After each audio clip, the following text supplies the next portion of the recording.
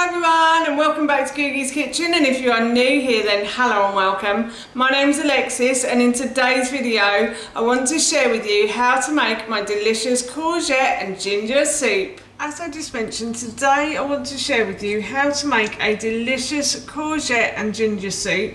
So I have put a large pan and I'm going to put this onto a high heat on my hob. I'm going to add a bit of oil to the base of that pan.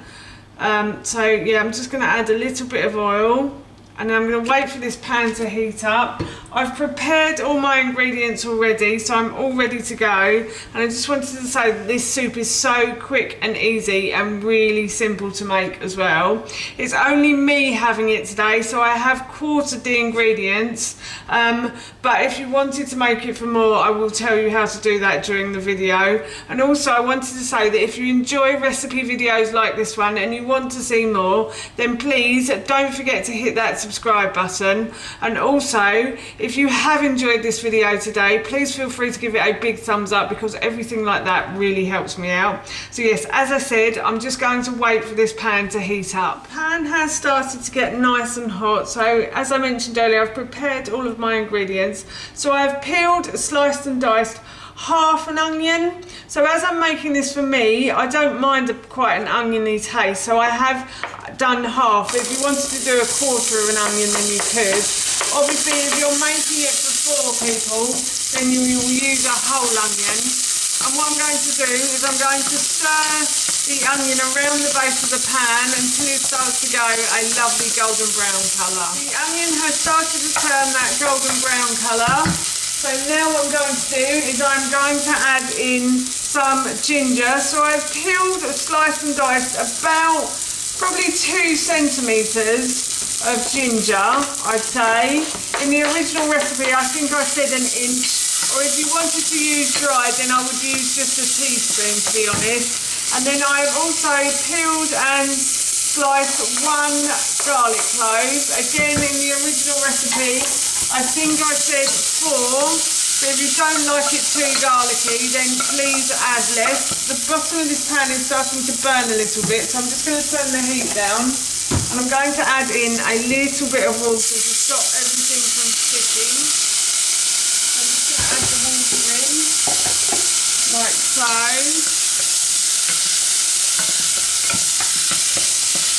Everything has stopped sticking now and everything has started to go quite dark, quite a dark golden brown colour. So I'm going to add my courgette in now. So I have peeled and grated 1 whole courgette for this recipe.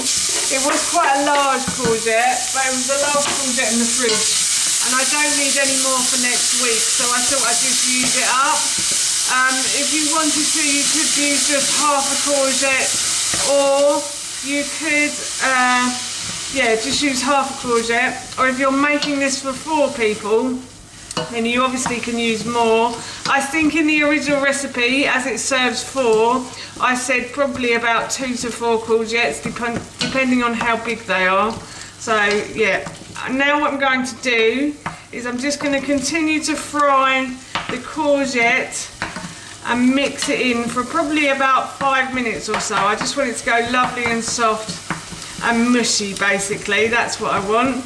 So I'm just going to, as I said, continue to fry the courgette. I've been frying the courgette for a good 5 minutes and it has started to go a lovely golden brown colour. So now what I'm going to do is I'm going to add some milk to the base of my pan. So I've got about 250 mils. Again, if you're serving this for 4 people, I would say a litre of milk. If you wanted to use bone broth, then you could. I'm actually using oat milk for this recipe because I have a slight dairy intolerance, so I actually prefer oat milk to ordinary milk, but you can use ordinary milk. You could use cream with this as well if you wanted to. The decision is yours, as always. And now what I'm going to do is I'm going to add in a teaspoon of dried mixed herbs as well, and then I'm just going to add some salt and pepper to taste, and I'm going to leave this on the hob and bring it to the boil and then leave it to simmer for probably about 5 minutes or so. and then I'll turn the heat off, and I will set it aside and leave it to cool. But I'm just going to bring this to the boil. The soup has started to thicken slightly, so that's the consistency that I want. So I'm going to remove this from the heat now, and I'm going to leave it to cool, and then once it's cooled I will blend it up. I left the soup to cool. It hasn't cooled completely, but it's cooled enough. So now what I'm going to do is I'm just simply going to pour the soup into my blender. Now if you're making more, you might need to do this in 2 batches depending on how big your blender is.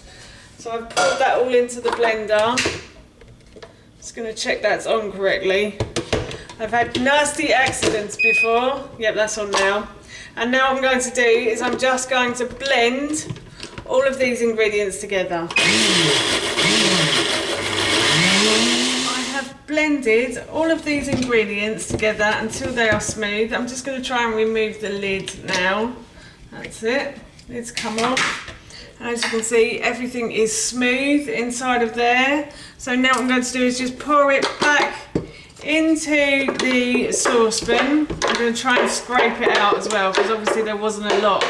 So it's probably all stuck down the bottom, to be honest. And then I'm just going to put the heat onto low, and I'm going to warm this through because it's still quite warm from earlier, but probably not warm enough to drink.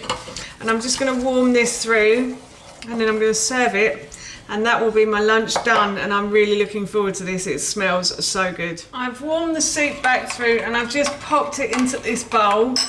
It smells really good. I think I'm going to have some chickpea flour wraps with this, and that recipe I will link in the description box below for you, but I'm just going to try a little bit before I make the chickpea flour wraps, because it does smell so good.